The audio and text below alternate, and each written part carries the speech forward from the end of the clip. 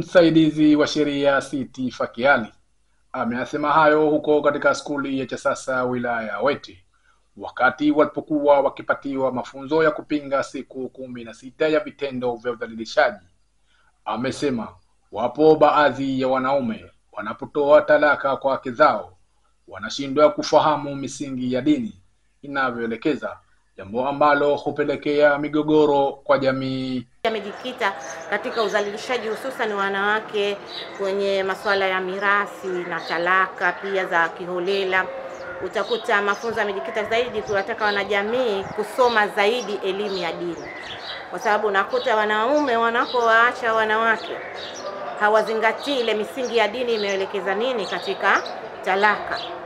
Kwa hiyo wanatakiwa jamii ya kiume isome zaidi juu ya masuala mazima ya talaka, lakini pia jamii imetakiwa isome zaidi juu ya masuala ya mirathi, kwa sababu inaonekana wanawake wengi wanapofiwa na waume zao wanakuwa wanaachwa. Pengine mwanamke anaambiwa kaa humu kwenye nyumba, lakini siku utakaopata mume akakuoa wewe unatakiwa utoke kwenye nyumba hii.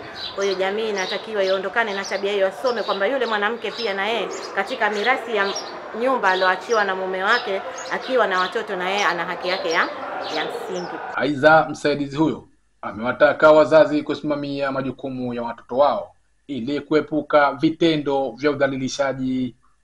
Atimize wajibu wake juu ya watoto wake, kwa sababu imeonekana udhalilishaji zaidi kwa watoto wasichana wanakuwa wanafanyiwa vitendo vya udhalilishaji kwa sababu tu ya kwamba mzazi kakiuka kufanya wajibu wake.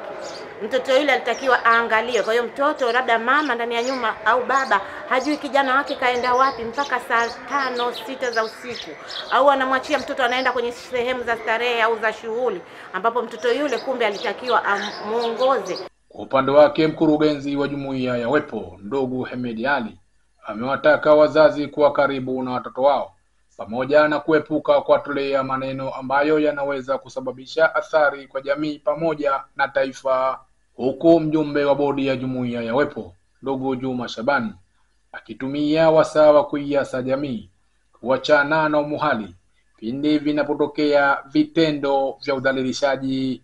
Na tutapita pahali mbalimbali iweze kutoa elimu na kuambia kwa watoto, jamani, kuna baadhi ya maneno tusiwaambie watoto, kuna kama kufanya mambo sana haya, lazima tutoe mbalimbali, tuwe nao karibu, tuwale kirafiki na kadhaa, ili asitokezee masuala kama hayo. Watu wengine unajua mtoto jambo kidogo anachukua hamaki, anachukua fursa ya kujiamulia ile analotaka mwenyewe.